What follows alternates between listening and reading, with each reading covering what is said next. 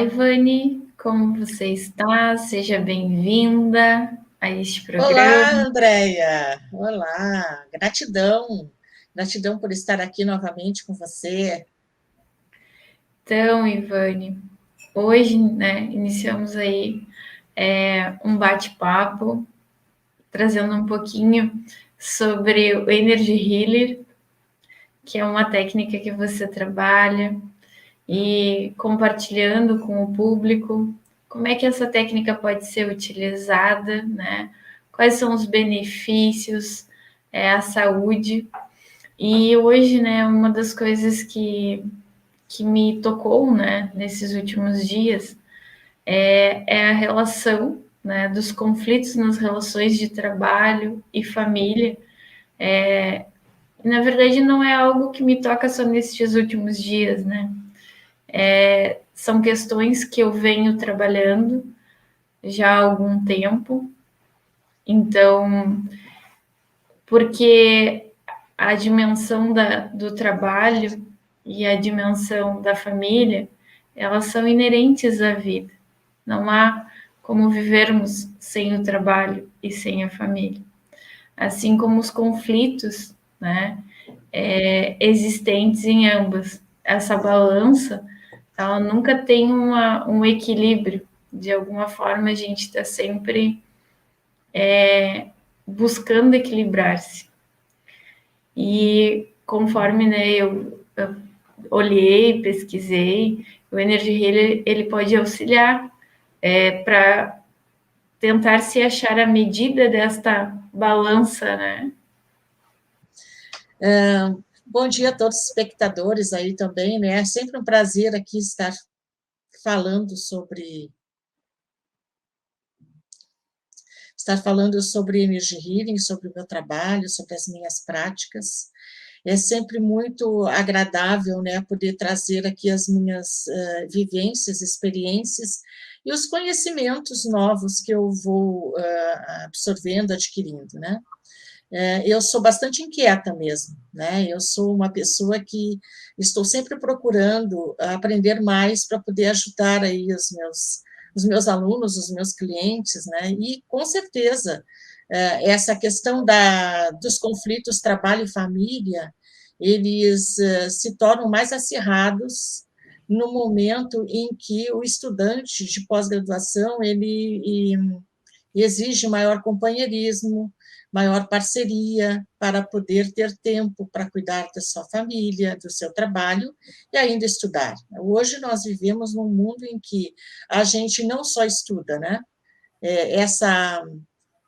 Eu falo dos estudantes de pós-graduação porque o que me move, o que me moveu a procurar essas terapias, né, e essas várias formas, né, de ajudar o estudante, foi exatamente os bloqueios que esses meus estudantes eles começaram a manifestar na escrita, ansiedade, depressão. Muitos estudantes na academia, na universidade, né, que a gente chama de academia, estão adoecendo, né? E esse alto índice de adoecimento, de depressão, síndrome de Burnout, síndrome de pânico, e até mesmo estudantes que têm tirado sua própria vida, né? Têm se suicidado em função de não ver assim saída para a sua vida, devido à sua depressão profunda. Então, essas relações, elas se misturam, não tem como a gente separar a nossa vida de estudante, a nossa vida de pai, mãe, de esposa, de marido, né? De esposo e da relação familiar mesmo. Então, o perfil dos estudantes mudou muito. Antes, o estudante recebia a bolsa, trabalhava, não trabalhava, só estudava, né? E aí se confundia essa relação entre família e estudo. Então, era pesado, mas era mais leve. Hoje, não. Hoje, o perfil dos nossos estudantes, tanto de graduação quanto de pós-graduação, são estudantes que trabalham, que têm a sua família, que têm filhos e que precisam dar conta disso, e ainda tem a sua vida pessoal e ainda tem que dar conta do estudo. esse perfil realmente modificou. E nós, na academia, muitas vezes, não conseguimos dar conta de olhar para isso. A gente continua no mesmo nível de exigência e no mesmo ritmo, como se a vida dos nossos estudantes ela tivesse congelado, e não é verdade. Então, quando eu recebia e quando eu recebo estudantes, né, me procurando, pedindo socorro, porque travam na pós-graduação, porque estão já dependendo de medicação, né, de medicação, muitas medicações fortes, que afetam também o equilíbrio cognitivo.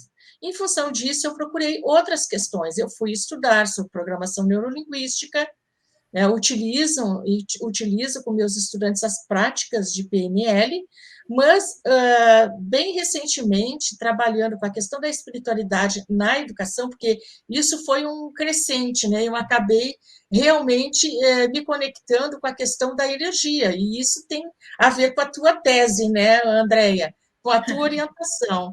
A tua orientação me levou para outros caminhos de eu enxergar não só o corpo físico, não só a mente, não só o mental e o físico, mas me levou a ir mais profundamente na questão espiritual e na questão também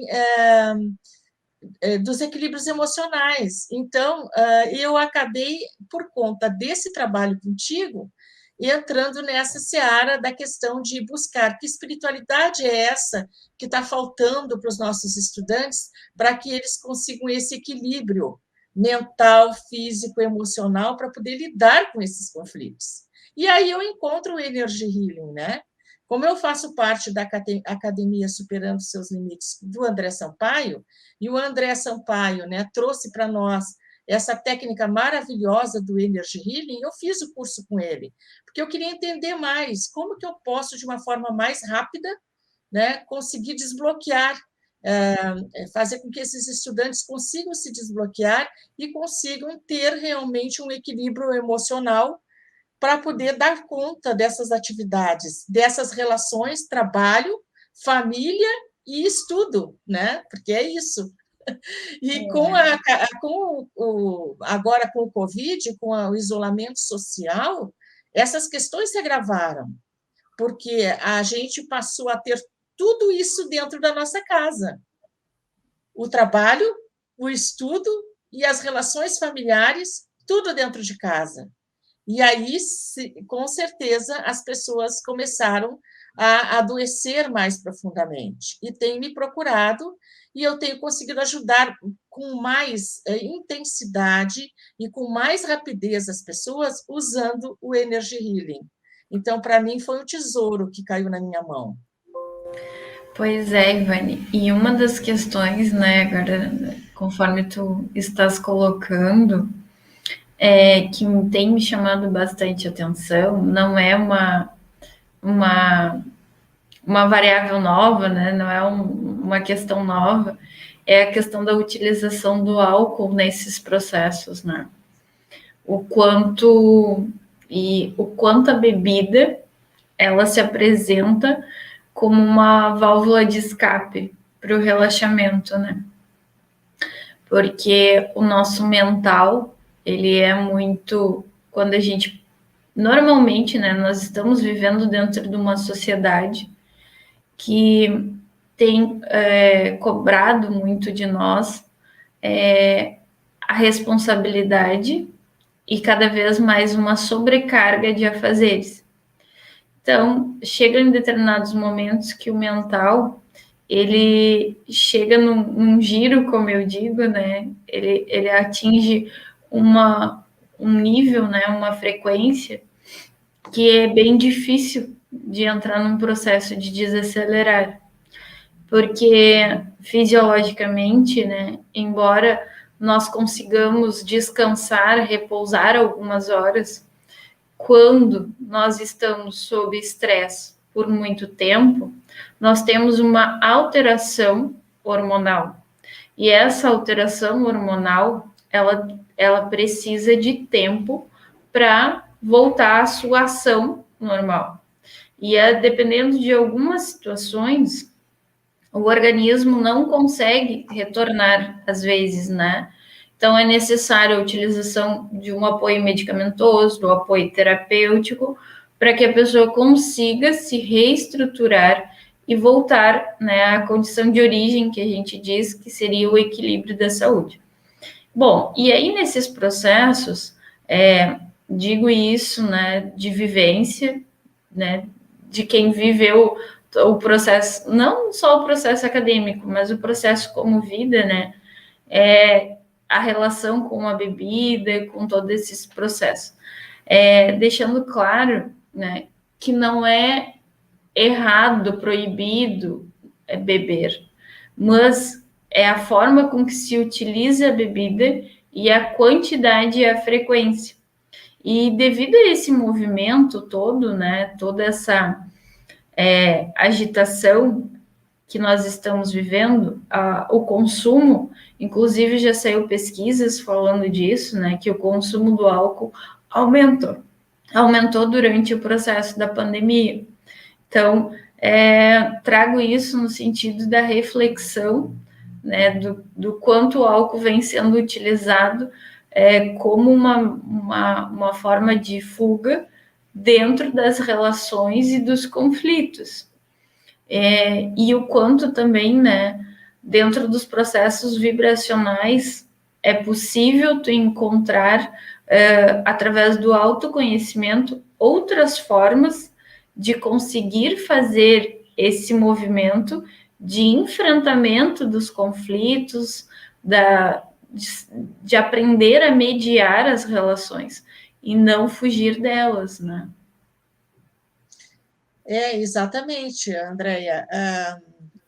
E essa questão também da procura, né, da fuga, porque é uma fuga, na verdade, né? É a busca do alívio da dor, né, que é natural no ser humano a gente procurar se equilibrar buscando algo que alivia a dor. E toda droga, né, seja ela por medicação, seja ela medicamentosa, ou seja ela por álcool, né, alivia, há um alívio momentâneo do estresse, né, da ansiedade, e a pessoa sente-se confortável com aquele alívio, e aí é que mora o perigo, porque tu começa a criar dependência. Não, e cada vez você necessita de maior quantidade, maior frequência daquilo, porque como é agradável, né, te alivia o estresse, naquele momento, né, você consegue ter um bem-estar momentâneo e é enganoso, porque está provocando outros distúrbios no organismo. Existem outras técnicas que a gente pode utilizar que não, sem que se necessite recorrer ao álcool, à droga, né? E que técnicas são essas, né? São técnicas que, como tu bem falaste, né, que te levam ao autoconhecimento. Mas antes mesmo de tu atingires o teu autoconhecimento, o importante é tu saberes que no momento em que tu começas a lançar mão dessas técnicas terapêuticas que trabalham diretamente no nível energético e te conectam com a grande energia universal, tu faz essa conexão, né, com esse campo energético universal, né, que faz parte da nossa espiritualidade. Quando tu consegues fazer essa conexão, tu consegues muito alívio desse estresse, dessa dor, desses traumas, dessas dependências, e sem que tu te prejudiques a saúde, porque tu estás bebendo diretamente da fonte.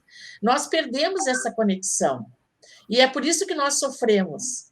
Nós sofremos com esse... A gente diz assim, porque é o mundo moderno, porque é a pressão externa. Na verdade, nós nos perdemos, porque se tu tens consciência daquilo que te faz feliz, se tu tem consciência da tua missão, do porquê que tu estás aqui, e se tu estás realizando um trabalho que te dá prazer e que está conectado com o teu eu interior, com a tua missão, com a tua de vida aqui, né, você não sente peso nesse trabalho. O peso no trabalho vem exatamente porque a gente está fazendo algo que não está conectado com esse nosso propósito de vida maior. E eu sempre trabalho isso com os meus pós-graduandos. A primeira coisa que eu faço quando eu lanço a oficina de planejamento para pós-graduandos, eu sempre trabalho antes com eles a questão do propósito. Qual o teu propósito com a pós-graduação? Qual é o teu propósito de vida? Como que essa pós-graduação está conectado com esse teu propósito de vida? E muitos estudantes nunca pensaram sobre isso e nem sabem qual é o propósito de vida. Eles meio que estão andando na vida, deixando a vida me levar, assim, meio que a roldão, né? Eu estou sem trabalhar, ou então os meus colegas vão fazer pós-graduação também, terminei a graduação, não sei o que eu vou fazer da vida, vou fazer um mestrado. Mas nem sabe por que está fazendo aquele mestrado, ou por que está entrando naquela pesquisa. E isso gera um peso muito grande, porque quando aperta o sapato, que eu digo assim, porque fazer pós-graduação e entrar na pesquisa é um trabalho árduo, né, um estudo denso, você precisa gostar, você precisa amar aquilo que você está fazendo. E eu vejo que muitos estão perdidos porque nunca pensaram sobre essas questões. Então, isso é importante. E o Energy Healing, ela é uma técnica muito rápida, e eu, assim, amei ter aprendido Energy Healing, porque ela é uma técnica que tu atinges diretamente o energético, né? O campo vibracional energético do teu cliente, do teu paciente, e consegue trabalhar diretamente, limpando traumas e limpando crenças limitantes, porque todas essas angústias e ansiedades, elas vêm exatamente pela falta de autoconhecimento. Mais do que isso, todo o nosso mundo exterior e tudo que a gente vivencia, ele é reflexo das nossas crenças, dos nossos valores e também dos traumas que nós temos inconscientes. Perfeito. E se a gente trabalhar nessas questões, a gente vai aliviando todo esse estresse, a gente vai diminuindo a dependência química. E é o que acontece com os meus... Eu tenho vários estudantes de pós-graduação que chegam para mim já tomando drogas para conseguir dormir, porque estão em alto estresse, depressão, síndrome de pânico. Só que o que acontece? É um círculo vicioso. Toma medicação para poder dormir, para aliviar o estresse, a ansiedade, mas embota o cognitivo. E aí não consegue pensar, as ideias não vêm. Parece, eles dizem assim para mim sempre, parece que eu estou com a cabeça oca, vazia, não tem ideia, não sai nada. Porque todas essas drogas, como tu falaste, Andréia, elas afetam diretamente os hormônios. E afetando os hormônios, elas afetam também as sinopses do nosso cérebro. E a gente não consegue ser criativo, inventivo, que é o que a gente precisa ser na hora da escrita. Embota e nós travamos. Então, quando eu trabalho essas macros, que são macros, né, que trabalha diretamente no campo energético, né, do nosso cliente, do nosso estudante, do nosso paciente, a gente vai desbloqueando essas travas. E isso é muito rápido. Né? Foi inclusive Brent Phillips e a Terra O'Connell, dois psicólogos que trabalhavam com Theta Healing e que criaram a técnica do Energy Healing, que é uma técnica muito mais rápida, muito mais poderosa, para trabalhar a nível do inconsciente do sujeito, para conseguir destravar e limpar esses traumas e essas crenças limitantes. É muito interessante. E uma questão, né, que tu colocaste sobre o propósito das pessoas estarem perdidas, né? Na verdade, eu acho que todos nós já estivemos em algum momento, ou ainda estamos, porque a vida é uma constante caminhada, né? Então, às vezes, a gente sabe o propósito até a esquina. Quando a gente dobra, a gente começa a busca de novo. Mas é importante olhar para esse conjunto de crenças, aquilo que o meu pai e a minha mãe fazem, aquilo muitas vezes é colocado como uma verdade absoluta. Então eu passo a replicar aquilo sem questionar se aquilo também é bom para mim, da mesma forma que é bom para eles. Né? A ação dos meus amigos, o ambiente onde eu estou inserido. Então, o que eu percebo que tem muito essa relação eu sou o reflexo. Eu tenho muito orgulho dos meus pais e eu sigo eles.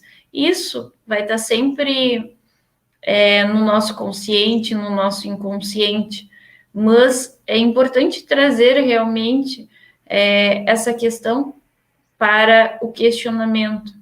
Jamais, né, vamos deixar de honrar os nossos pais, de respeitá-los, de entender a sabedoria que eles carregam, mas precisamos entender qual o nosso papel aqui a partir da base que recebemos deles. Eles são a nossa base. Nós precisamos dar continuidade à nossa caminhada. Então, as crenças, os valores que os nossos pais nos passam são para nos guiar, mas nós precisamos fazer as nossas escolhas e termos a nossa vida, né? Então, muitas vezes eu entro em determinado curso ou eu faço o planejamento de uma carreira, mas é porque eu quero ou é porque meu pai fez assim, minha mãe fez assim e eu estou seguindo o caminho deles, que me parece ser mais fácil, eu já conheço e consigo acompanhar aquela realidade, é mais cômodo, vamos dizer assim. Então, são essas questões que vão se perpetuando, né, de forma muito natural, porque são ciclos, né, que estão inseridos, são ciclos da vida. E sempre colocando que não é o certo nem o errado. O que se coloca aqui é em nível realmente de uma discussão, de uma conversa, né, entre as dimensões, as inúmeras dimensões que existem na nossa vida, na nossa forma de existir, né, de estar no mundo. E hoje realmente sinto a necessidade de estar, né, dialogando contigo através da tua experiência, com os graduandos, com o Energy Healer.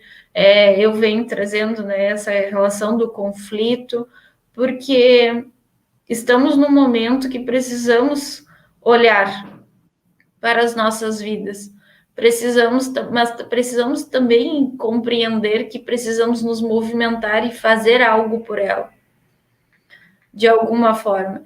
E esse fazer algo, ele demanda muita vontade de nos modificarmos para se fazer algo diferente, senão viveremos num vazio existencial, né? E aí a questão do álcool me chamou bastante atenção nesses últimos tempos, por toda uma trajetória familiar, uma trajetória com os amigos, com todo esse processo. Que nem eu digo, né? Nada não sou contra nem a favor.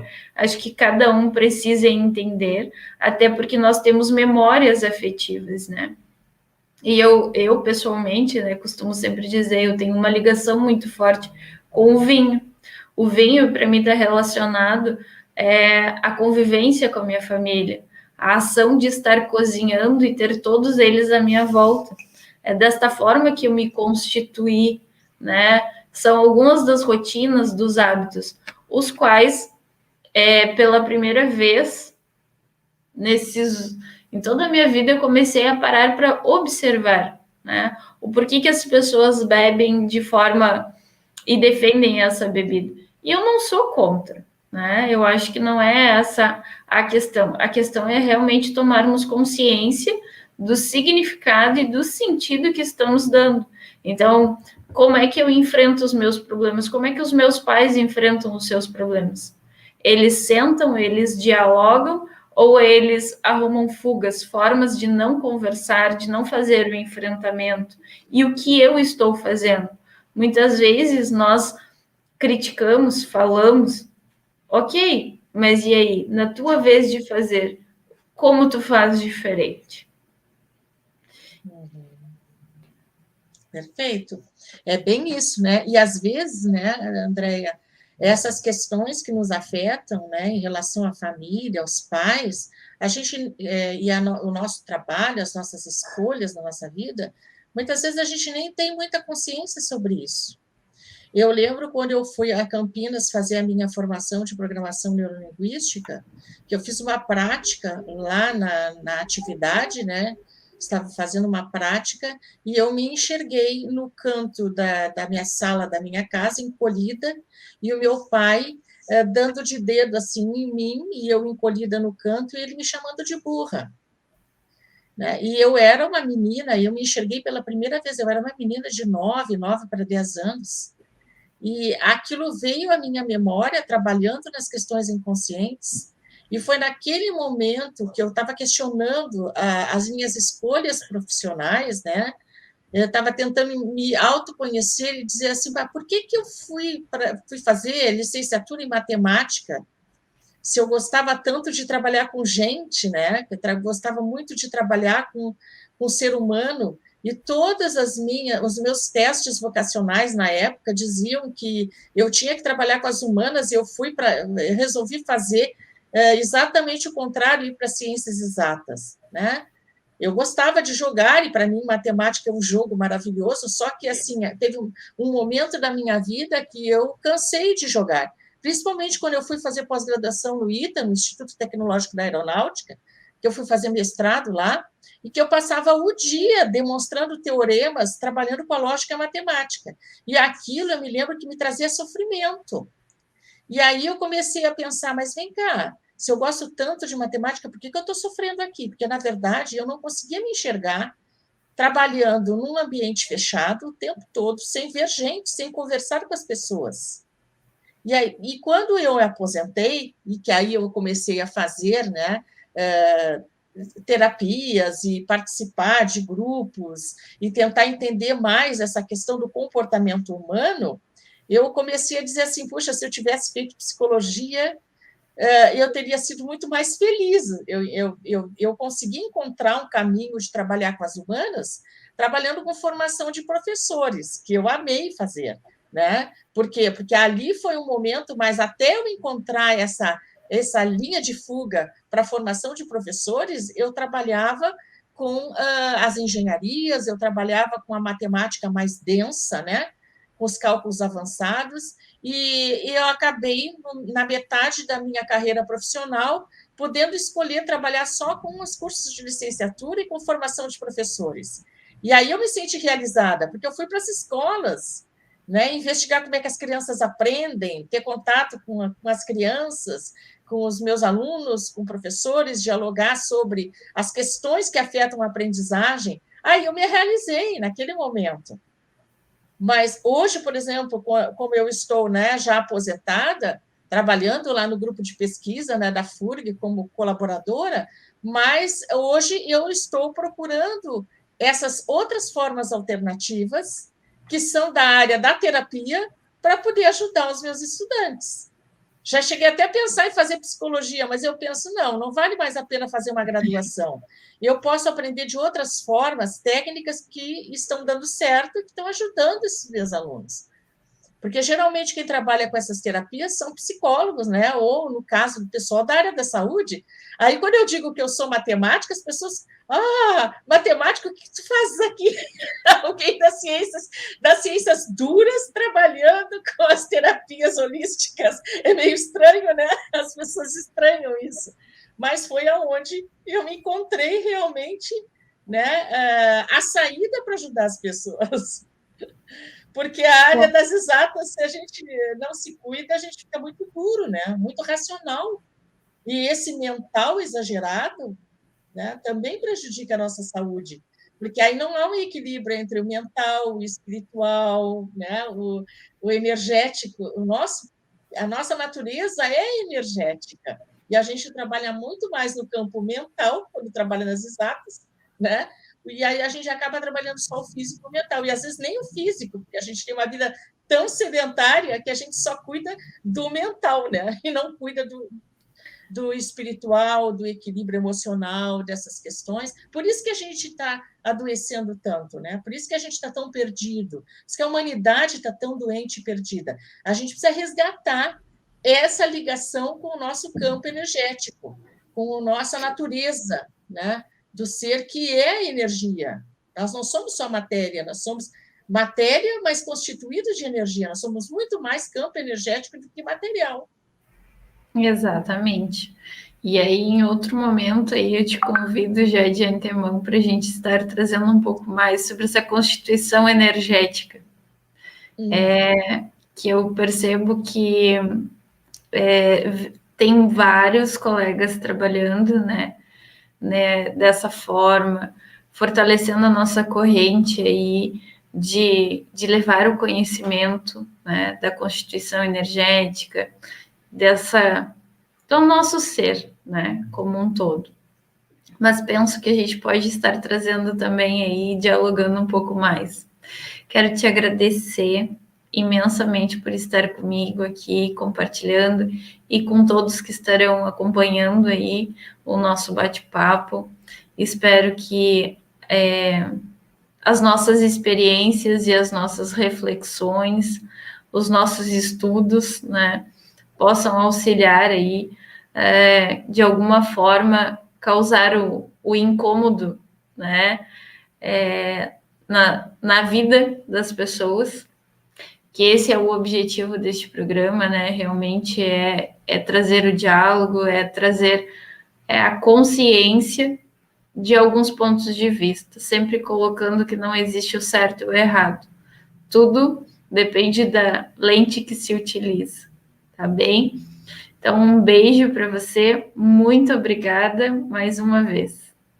Obrigada, Andréia, obrigada a todos os espectadores, obrigada à presença de todos aí, e qualquer dúvida, vocês podem entrar em contato comigo e com a Andréia, né, mandando aí, né, mensagens, e a gente vai estar acompanhando, né, as dúvidas de vocês, as perguntas e respondendo.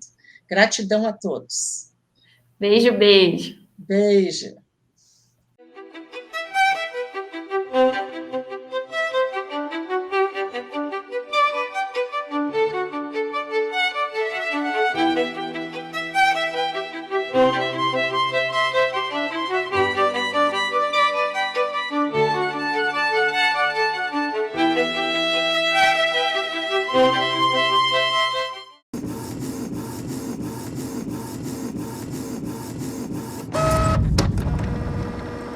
Cause a melhor impressão com os impressos de sua empresa. O Grupo Max oferece equipamentos de última geração para confeccionar blocos de pedidos, recibos, comandas, cartões de visita com verniz localizado e cantos arredondados, folders, cartaz. O melhor em impressos é com o Grupo Max. Personalize sua empresa com os produtos de qualidade. Grupo Max, Avenida Cidade de Pelotas, 1321, fone 3232-7981 ou pelo WhatsApp 99945-3582.